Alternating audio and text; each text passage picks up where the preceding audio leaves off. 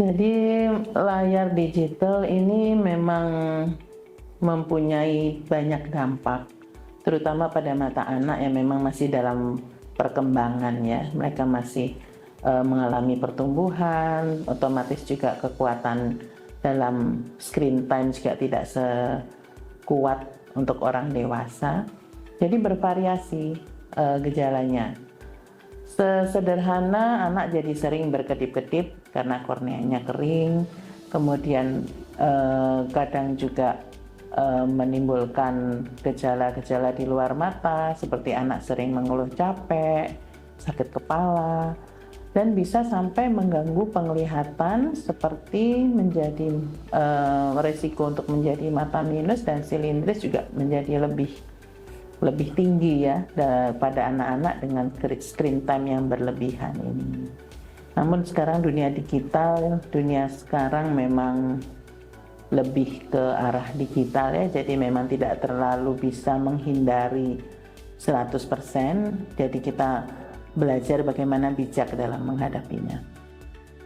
Kalau menurut Kementerian Kesehatan memang anak itu usia 0 sampai 18 tahun ya, Mbak Pepi, tapi ya itu memang definisinya. Sejalan sih dengan perkembangan bola mata dan penglihatan, memang 18 tahun itu baru dia perkembangannya selesai, stabil, dan sesuai dengan orang dewasa. Jadi dari usia 0 sampai 18 tahun ini kita harus mewaspadai. Tentunya nanti ada pembagian lain mengenai berapa banyak sih screen time yang dibolehkan, nah, seperti itu. Saya tadi agak lupa ada resiko juling juga. Ya, itu jadi makin bertambah karena memang screen time yang berlebihan otomatis sama dengan aktivitas dekat yang berlebihan. Itu. Memang mereka masih dalam perkembangan baik bola mata maupun lintasan jalur penglihatannya. Jadi istilahnya belum matang lah seperti itu. Mata berkedip berlebihan, kemudian gangguan penglihatan ternyata menjadi ke arah minus dan silinder yang cukup tinggi, dan kemudian juga yang dulunya nggak apa-apa, posisi mata baik menjadi juling. Nah itu juga itu yang sering kami temui di praktis klinis kami. Ya, computer vision syndrome sebenarnya ya tadi gejala-gejala yang kita sampaikan. Namanya sindrom itu adalah kumpulan dari gejala. Computer vision syndrome berarti kumpulan dari gejala-gejala yang didapat karena terlalu banyak melihat layar. Dalam hal ini diartikan sebagai komputer, tapi tidak hanya komputer PC ya, laptop, tablet maupun handphone itu juga berperan cukup besar dalam hal computer vision syndrome ini. Karena kumpulan gejala ya yaitu tadi gejala-gejala yang sering berkedip, mata sering capek, kadang perih. Kalau anak-anak sih mengeluhkannya mereka bingung ya dengan rasa perih atau apa, dia bilangnya sih biasanya sakit matanya. Kemudian bisa sampai penglihatan kabur, dan juga bisa ada gejala-gejala di luar mata seperti sakit kepala, nah seperti itu. Ya, artinya nggak bisa disemain di semua umur anak dengan definisi 0 sampai 18 tahun itu. Kita berkiblat saja ke Badan Kesehatan Dunia bahwa WHO memang menyarankan atau merekomendasikan umur 0 sampai 2 tahun ya. Saya ulang lagi, 0 sampai 2 tahun itu zero screen time. Nggak boleh sama sekali. Jadi kalau misalnya mau ngasih anaknya makan, usianya dalam kurun 0 sampai 2 tahun ya jangan dengan screen ya. Nah itu yang paling sering saya dapati. Misalnya anaknya biar anteng gitu duduk makan lap-lap kasih aja tab di depannya itu kasihan nanti matanya. Kemudian umur 3 tahun sampai umur 6 tahun ya, jadi preschool itu masih diizinkan antara 30 sampai 1 jam, 30 menit sampai 1 jam. Kemudian di usia SD sampai SD ya, 6 sampai 12 tahun itu sekitar 1,5 jam. WHO menyarankannya kan 10 jam per minggu, jadi kalau dibagi ya memang sekitar 1,5 jam per hari. Lalu di atas 12 tahun sampai 18 tahun ini 2 jam per hari. Even kita dewasa itu yang sehat ya cuman 2 jam per hari, Mbak. Nah, tapi kan nggak mungkin ya kayaknya. Pekerjaan sekarang menuntut selalu dalam screen. Tapi nanti ada ininya, rules yang harus dilakukan untuk mengantisipasi jika harus lebih dari 2 jam. Tapi saya harapkan kalau anak-anak dan mereka masih punya tugas belajar, tugas untuk tumbuh dan berkembang, ya sesuai saja dengan Badan Kesehatan Dunia ya. Kalau kita yang dewasa, maka nanti ada namanya rules of 20, 20, 20, 20. Jadi setiap 20 menit pejamkan mata 20 detik atau lemparkan pandangan ke arah jauh sejauh 20 feet atau sekitar 6 meter ya. 20 menit, 20 detik istirahat. Intinya seperti itu. Nah, ketika 20 detik istirahat itu boleh pejam atau boleh melihat jauh sejauh 20 feet atau 6 meter, itu monggo, terserah kita. Jadi yang penting setiap 20 menit memang 20 menit screen time memang WHO minta sudah istirahatin dulu matanya. Memang ada semacam penelitian yang menunjukkan bahwa memang kita apabila melihat screen baik dari HP maupun dari tab atau dari laptop itu harus didukung dengan pencahayaan ruangan yang juga seimbang atau juga terang juga. Jadi jangan gelap-gelap gitu kan. Anak-anak sekarang kan suka kamar tidurnya sudah mati lampunya tapi masih scroll HP. Nah, seperti itu. Itu kurang baik antara keseimbangan cahaya terang dari layarnya dengan pencahayaan kamarnya. Jadi harus seimbang, sama-sama terang. Dan brightness ini ternyata juga, saya pernah baca suatu jurnal yang paling aman itu 40%, jadi tidak redup juga Mbak Feby ya. Jadi harus sekitar 40% itu, jadi dia lebih aman untuk penglihatan. Selain pencahayaan juga harus dipikirkan adalah postur tubuh ketika menggunakan screen dan juga jarak dari mata kita. Jadi kalau seperti yang memang penggunaan dekat seperti handphone dan tablet, maka jaraknya itu harus 30 cm. Harus 30 cm. Paling gampang itu memang posisi tangan ketika memegang HP itu, maka sikunya berbentuk siku tangan ini berbentuk 90 derajat ya, kayak huruf L kalau saya ngajar pasien-pasien sih. Tangannya harus bentuk L ya, nah seperti gitu kayak biasanya. Seperti itu. Jadi itu yang paling safe jaraknya.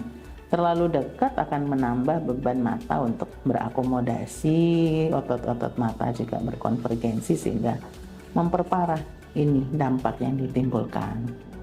Dan sebaiknya memang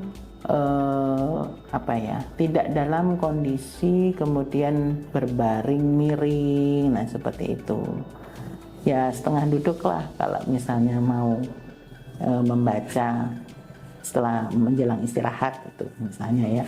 Tapi juga memang sebaiknya 1 jam sebelum waktu tidur memang sudah bebas layar juga, karena ada hubungannya juga dengan kondisi blue light yang mengaktifkan atau berinteraksi dengan hormon terutama melatonin ini. Perbedaan antara pencahayaan digital dengan matahari sama-sama mengandung blue light sih. Di sini, waduh saya nanti takut dimarahi yang jualan anti radiasi. Jadi satu sama-sama blue light. Jadi sebenarnya dampaknya memang bukan karena blue light-nya itu, Mbak. Dampaknya bukan karena blue light-nya, karena di matahari pun juga ada blue light. Bahkan kita memerlukan cahaya matahari ini untuk supaya anak-anak kita terhindar dari minus, ataupun kalau sudah minus juga terhindar dari progresivitas naiknya. Jadi problem di sini bukan blue light-nya, tapi dekatnya, jaraknya. Nah, seperti itu. Jadi jaraknya, pencahayaannya itu yang jadi problem. Semakin mata melihat dekat, semakin bekerja keras. Kalau mata disuruh melihat jauh, dia relax. Dan seperti itu prinsipnya. Jadi bukan masalah blue light-nya, tapi masalah jaraknya, masalah durasinya gitu. Nah, jadi brightness-nya ini yang direkomendasikan, mungkin ada beberapa variasi, tapi penelitian yang saya dapatkan dan itu dari jurnal yang representatif itu 40%, tidak lebih bawah lagi. Jadi ya memang ya agak terang. Cuman anak-anak sekarang kan sukanya diredupin banget gitu.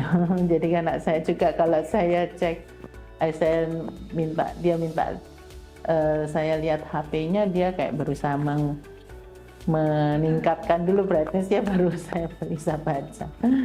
Ini kok gelap semua layarnya. Jadi 40%. Jadi kan bukan karena brightness-nya. Jadi jangan merasa aman dengan misalnya, oh aku ini kok redup banget kok kalau lihat HP. Nah itu karena bukan masalah itu.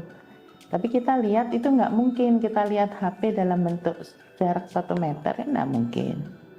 Jadi jarak dekatnya, durasinya itu yang bikin mata bekerja lebih keras, dan itu yang bikin masalah. Dokter, bagaimana cara agar mata anak tetap sehat meskipun sering melihat handphone? Iya, memang makanya tadi saya bilang kita sudah tidak bisa menghindari total juga, karena teman-teman di pendidikan juga menggunakan sarana melalui platform digital ini untuk kepentingan pendidikan anak-anak ini. Jadi sebenarnya sudah berubah ya seperti itu zamannya. Jadi kita yang harus beradaptasi. Jadi Bu, untuk yang masalah tugas sekolah dan yang lain-lain, kita udah nggak bisa, misalnya tidak boleh harus tetap mungkin mencari di buku atau apa gitu ya. Ya karena memang itu bagian dari proses pendidikan mereka. Tapi yang penting tadi paling tidak yaitu aturan 20-20-20-nya ini harus dijalankan. Jadi kalau sudah 20 menit matanya disuruh pejam sebentar. Sebenarnya saya memodifikasi sih dari aturannya Badan Kesehatan Dunia ini menjadi lebih ke 30 menit 30 detik. Saya rasa lebih gampang ingatnya juga nih anak-anak kalau udah 30 menit kan. Misalnya mulai dari jam 2 siang atau jam 3 siang. Nanti kalau udah 30 menit matanya pejam sebentar ya, 30 detik. Nah, seperti itu. Kalau perlu ya diberikan alarm atau mungkin bukan alarm ya, nanti kalau alarm untuk berapa alarm itu kita harus bikin timer aja deh. Timer.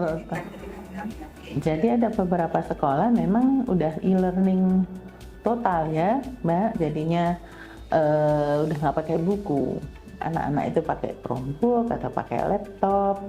Jadi kalau seperti itu disuruh pejam mata nanti dimarahi gurunya. Saya bilang, ya sudah jangan pejam, tapi kamu lihat jauh ke arah pintu kelas, ke arah luar. 30 detik lalu kemudian kamu fokus lagi. Nah, kayak gini-gini kita nggak bisa membatasi start clock 1,5 jam ya nggak bisa.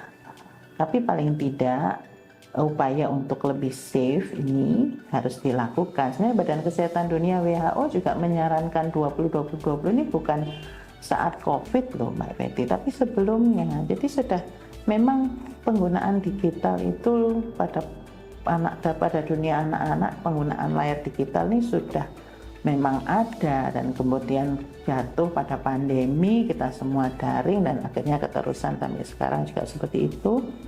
Bukan daringnya, bahkan luring, tapi masih pakai laptop. Nah, ini yang kita harus benar-benar menerapkan aturan untuk safety. Dokter, apakah anak-anak perlu melakukan screening mata meskipun tidak sakit mata? Ya, jadi ya itu tadi, yang soal pendidikan, urusan sekolah, urusan tugas sudah nggak bisa omong lagi, yang penting tiap 30 menit atau kalau bisa tiap 20 menit matanya di break 20 atau 30 detik. Kemudian kalau sudah bicara soal hiburan, ya kalau bisa bicara soal, dia tuh kan nggak cuma ngerjain soal tugas sekolah tuh, pastinya nanti dia juga nge-game, dia juga scrolling sosmed. Nah, ini yang tolong ketat sekali sesuai usia. Kalau anaknya memang sudah SMP ya sekitar 2 jam. Kalau anaknya masih SD 1,5 jam. Kalau anaknya TK ya 30 menit sampai maksimal 1 jam. Untuk having fun-nya itu jangan banyak-banyak, tetap kembali ke kaidah dari WHO seperti itu. Dan kemudian kebiasaan-kebiasaan yang harus ditumbuhkan supaya menjaga kesehatan mata anak ya, yang pertama tentunya nutrisi. Vitamin yang diperlukan adalah vitamin A, itu bisa didapatkan dari sumber-sumber alami seperti buah dan sayur.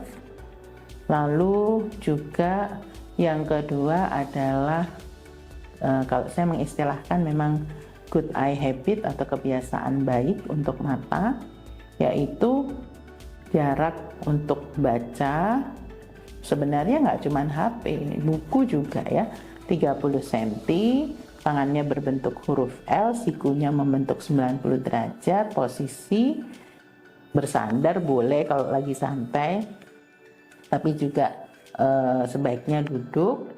Dan kemudian 30 menit sudah berkonsentrasi di aktivitas dekat ini, tolong 30 detik beristirahat. Dan juga tolong sempatkan waktu untuk outdoor activity. Dokter, adik saya berumur 5 tahun ini cukup sering bermain handphone. Apakah adik saya ini perlu melakukan pemeriksaan mata secara rutin? Screening atau pengecekan kesehatan mata anak ini jangan menunggu gejala. Karena banyak penyakit-penyakit mata anak ini juga timbul dari bahkan sejak lahir, tapi tidak bergejala. Karena memang lokasinya di dalam saraf mata, nah seperti itu. Jadi untuk pemeriksaan mata anak ini memang harus dilakukan sedini usia 6 bulan. 6 bulan itu untuk kita detek kelainan-kelainan bawaan dari lahir, ataupun juga bagaimana perkembangan penglihatannya sejak lahir hingga 6 bulan. Karena itu adalah usia perkembangan penglihatan anak yang paling cepat. Kemudian 6 bulan nggak ada masalah, 3 tahun kita cek lagi. 6 bulan, 3 tahun, dan kemudian 5 tahun. Tapi mulai usia 6 bulan, dicek tuh, kalau misalnya alhamdulillah nggak ada masalah, nanti dia 3 tahun mau preschool, cek lagi. Gitu. Karena ada perkembangan penglihatan yang sudah harus dicapai targetnya, seperti itu. Dokter, jika saya memberi anak kacamata namun bukan kacamata minus melainkan kacamata anti radiasi, apakah itu juga salah satu pencegahan mata minus pada anak yang bermain handphone? Dipakai tetap baik, tapi tidak menghilangkan kewajiban atur jarak, atur durasinya, dan juga mengikuti peraturan untuk breaknya itu tadi. Jadi pakai kacamata anti radiasi atau anti blue light itu tetap boleh dilakukan, bahkan baik saja dilakukan, asalkan anaknya juga tetap 30 menit sekali mesti pejam mata dulu, lihat jauh dulu. Terus juga nggak menambah durasi yang diizinkan. Udah pakai kacamata anti radiasi, terus bebas scrolling dari jam 6 pagi sampai duhur, itu bukan begitu juga. Yeah. Dokter, apakah mata minus bisa bertambah pada usia anak-anak? Jadi memang justru munculnya sejak anak dan mata anak ini masih berkembang, justru yang ada memang naik. Kalau kita ketahui untuk kita ketahui mata minus, mata silinder ini memang karena bentuk bola matanya. Jadi dia memang mempunyai bentuk bola mata yang cenderung lebih panjang daripada anak-anak seusianya. Dan kemudian dia mengalami pertumbuhan. Pastinya tingginya tambah, ukuran sepatunya juga bertambah. Ya ini yang mata minusnya juga bisa bertambah. Nah, jangan sampai naik-naiknya terus, apalagi udah start tinggi. Karena itu kembali ke kebiasaan baik itu tadi. Tolong kalau lihat layar, sebenarnya ini bukan cuma lihat layar loh Mbak Fetty, jadi kayak juga membaca buku, menggambar. Anak-anak sekarang suka gambar, mewarnai. Ya gambarnya juga ada yang kertas, ada yang gambar digital ya. Nah, jadi ini semua kegiatan near activity, kegiatan-kegiatan dekat, ini sangat meresikokan untuk anak yang memang punya mata minus ini naik. Di samping juga memang dia tumbuh. Jadi harus diatur itu. Kalau tinggi badan kan kita nggak bisa ngatur tuh. Ya Allah, anak saya segini aja, jangan tinggi, kan nggak bisa. Demikian juga genetik misalnya. Mama minus, papa minus, itu kan kita nggak bisa atur lagi tuh genetiknya. Yang bisa kita atur. Jadi jarak baca baik layar maupun kertas, kemudian durasi baca baik layar maupun kertas. Kemudian satu hal lagi adalah selain posisi, outdoor activity Mbak, ini penting banget dan sulit banget. Semua pasien saya sebenarnya teorinya itu 1-2 jam anak-anak itu beraktivitas outdoor yang memang ya bukan anaknya disuruh jemur nggak ngapa-ngapain gitu ya, tapi benar-benar activity yang melibatkan mata, tangan, kaki. Misalnya secara gampangnya bersepeda lah, atau bermain bola, badminton seperti itu, tapi benar-benar outdoor, basket. Nah itu ini yang paling efektif untuk menghambat agar minus ini nggak bertambah, karena anaknya akan melihat jauh. Dan ada komponen yang tadi Bapak siapa ya tanya tentang blue light di sinar matahari. Ada komponen di sinar matahari itu yang berinteraksi dengan mata kita, retina terutama, akhirnya menghasilkan suatu zat untuk menghambat minus ini naik. Dan itu yang paling efektif tapi paling susah dikerjain. Theoretically-nya 1-2 jam anak-anak harus di luar. Nah, setiap praktek saya meminta anak maupun orang tuanya ini harus outdoor ya, 30 menit aja saya bilang. Nah itu tuh susahnya minta ampun. Entah katanya habis sekolah langsung les, atau anaknya yang jadinya mager menurut orang tuanya, ya seperti itulah. Tapi itu yang penting juga harus kita perhatikan. Dokter, benarkah silinder tidak bisa sembuh dan apakah lasik bisa dilakukan kepada anak-anak? Jadi betul Pak, memang silinder minus, ada juga plus jauh yang baru-baru ini, bukan baru-baru ini ya, memang sudah kerap terjadi pada anak-anak, tapi kita memahaminya plus itu kan orang tua.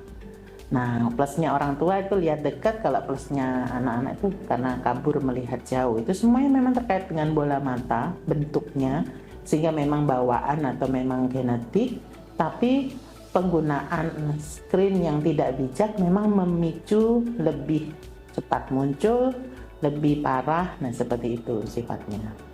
Jadi makanya ini kalau ada sedikit bakat lah istilahnya, papa mama silinder, tapi anaknya itu diberikan lingkungan yang baik untuk tidak melihat terlalu dekat, tidak berlama-lama, nah itu akan mungkin onsetnya lebih saat dia lebih dewasa baru muncul, atau mungkin bahkan tidak muncul, kan bisa seperti itu. Karena kayak faktor genetik kan cuman sekitar 60% juga kalau kedua orang tua. Kemudian apakah bisa disembuhkan? Disembuhkan dalam artian tes tertentu atau minum obat dan vitamin tertentu memang enggak, karena itu bentuk. Tapi lasik ya bisa menghilangkan silinder itu, tapi tidak pada anak ketika usia sudah 18 tahun. Dokter, anak saya kelas 5 SD namun sudah menggunakan kacamata tebal. apakah ada kemungkinan bisa melihat secara normal tanpa menggunakan kacamata?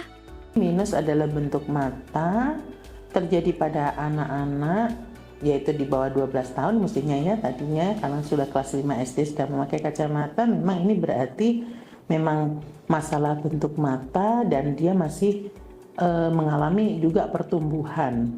Jadi yang menjadi target sekarang mestinya untuk anak ini adalah jangan tambah naik, ya, jangan tambah naik.